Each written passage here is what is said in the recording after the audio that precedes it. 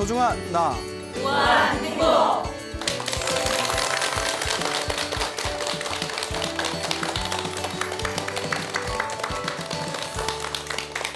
만나서 반갑습니다. 예, 광우 스님이라고 합니다.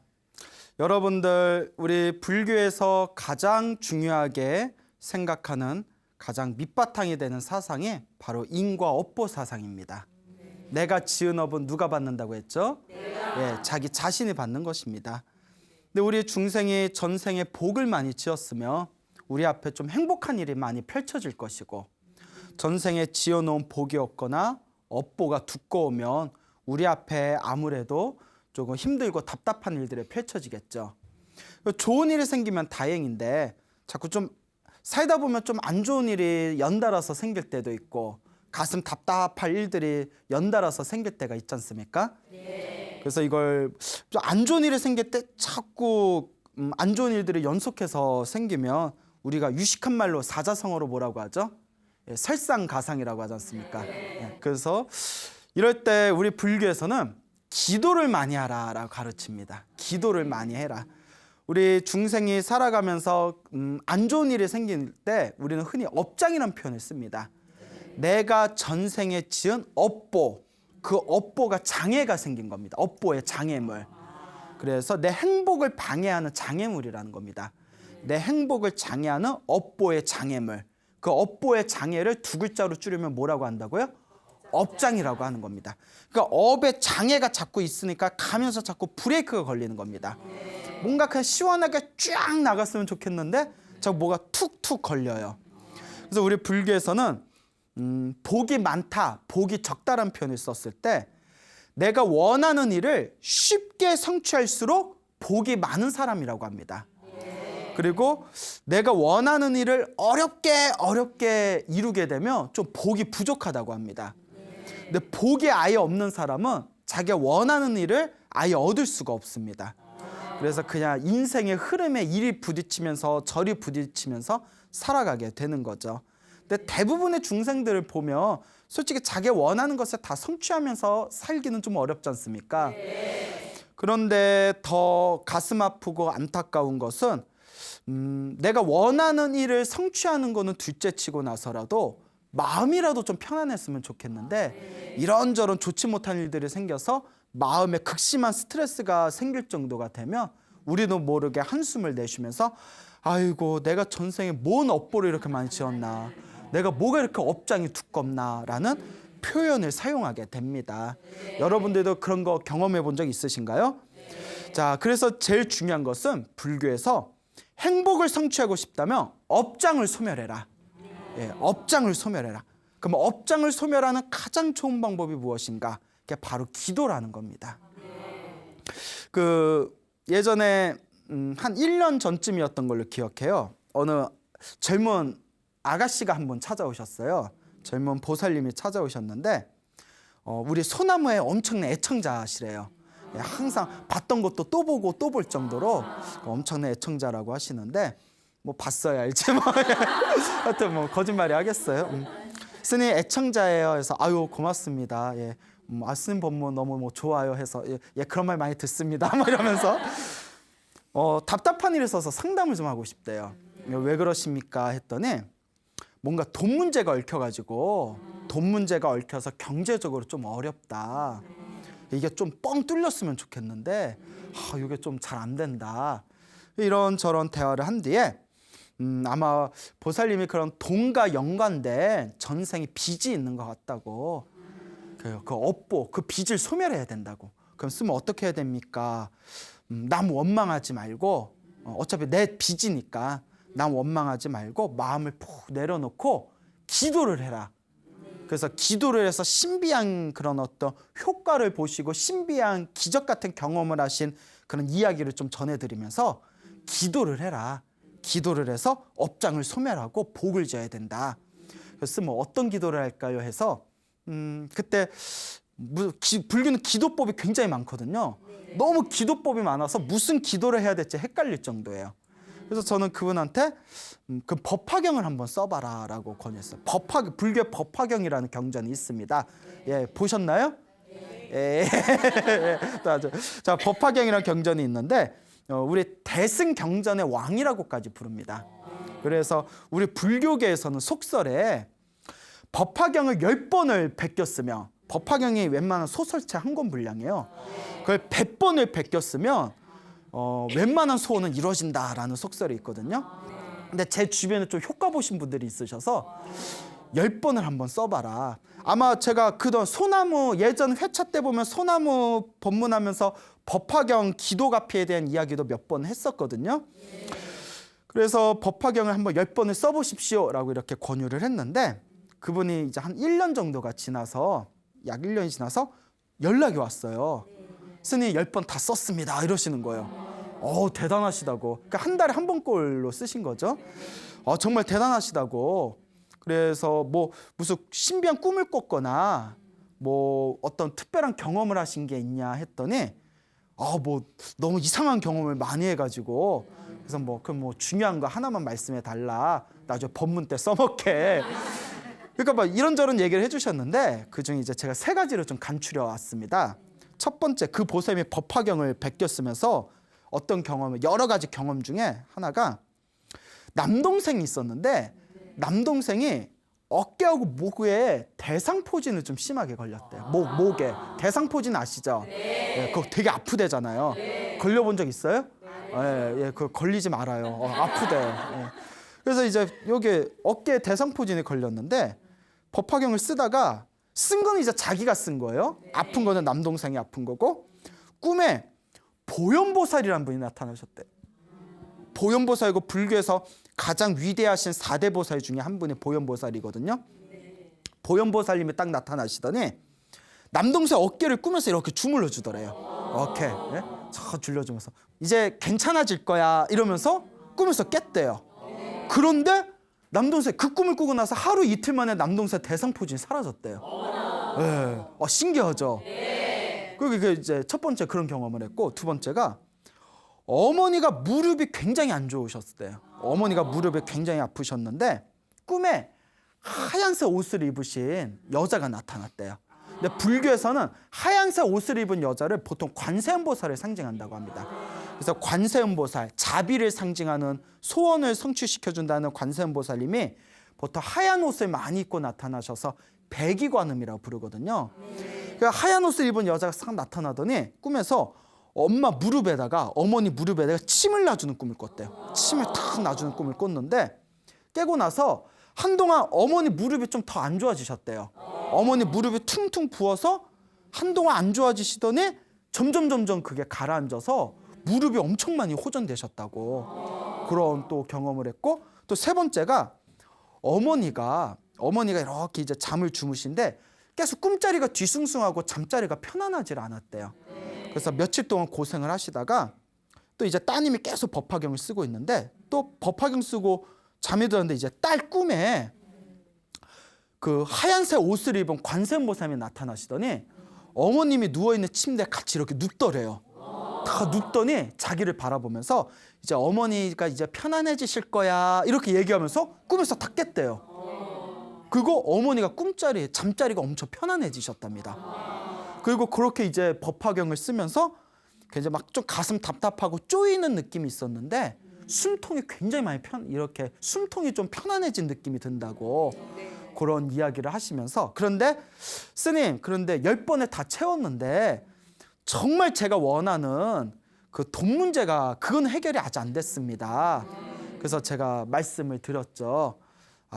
그런데 기도하면서 정말 어떤 기도의 힘은 이제 믿음이 오지 않냐 했더니 믿는다고. 이런 경험들을 하면서 이게 진짜 좀 신비하잖아요. 그냥 꿈이라고 하기에는. 이런 경험들을 하면서 기도는 정말 뭔가 있구나, 신비한 힘이 있구나, 뭔가 정말 불보살의 가피가 있구나, 이런 확신은 딱 들었습니다.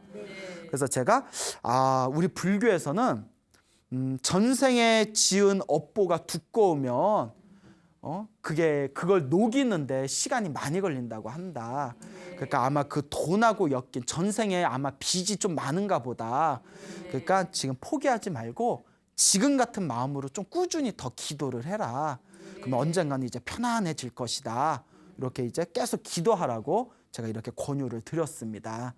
자, 그래서 우리 불교에서는 실제로 전생에 좀 복이 많으면 결국 이게 복대로 살아가는 것 같아요.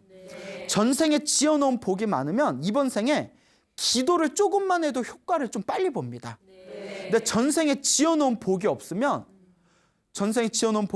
이번 생에 좀 기도를 열심히 해도 효과를 좀 더디게 봐요. 그러니까 막 이렇게 소나무에서 뭐 광우 스님이 기도에 대해서 막 얘기를 하면 어머 진짜?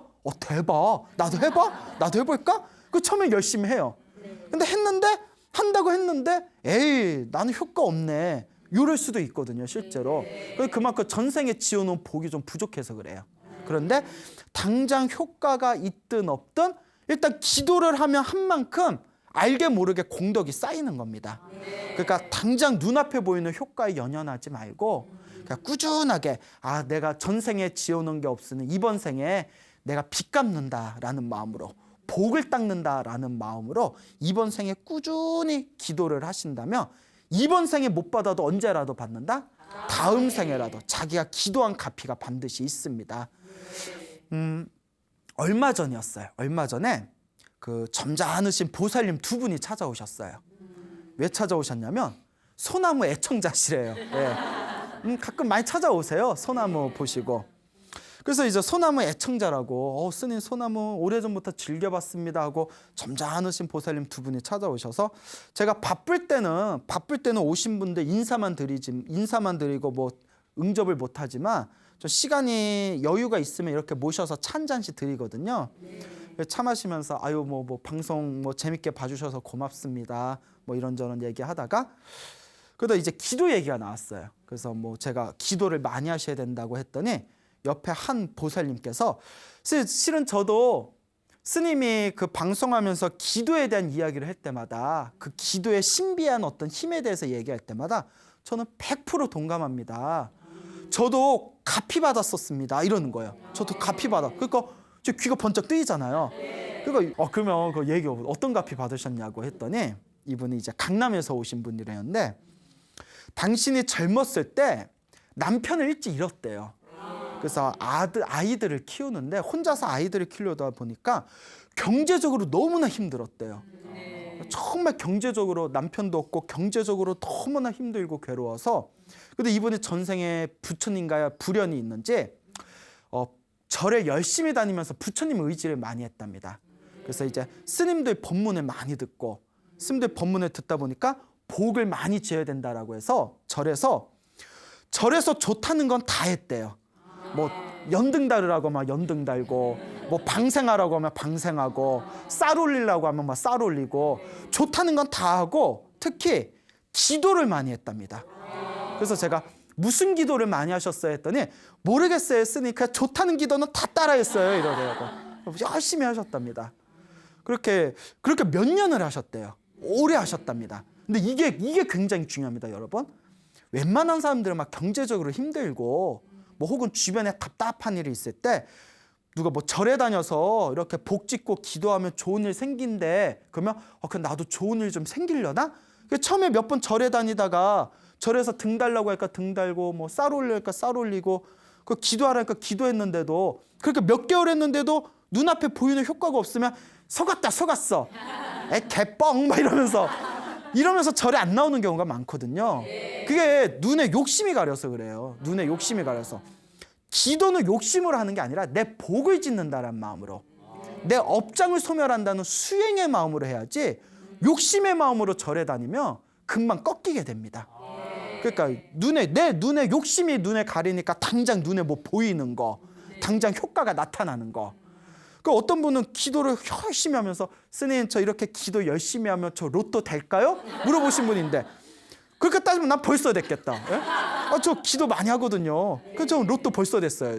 물론 사본 적도 없지만 근데 기도는 당장의 효과, 욕심을 이제 이루기 위해서 기도하는 게 아니라 내 수행을 위해서 내 복을 닦고 내 업장을 소멸한다는 마음으로 꾸준히 하는 게 기도의 힘입니다. 이 보살님이 몇 년 동안 아무런 그 효과가 없어도 절에서 좋다는 거 다 따라하고 좋다는 기도는 다 해봤답니다. 그러니까 한참이 지난 뒤에 어느 날 꿈을 꿨대요. 근데 이거 참 신기해요. 그분이 직접 해주신 얘기예요. 꿈에 자기가 다니는 법당이 싹 펼쳐지더랍니다. 그 꿈에 부처님한테 공양 올리는 마짓그릇이라고 있어요.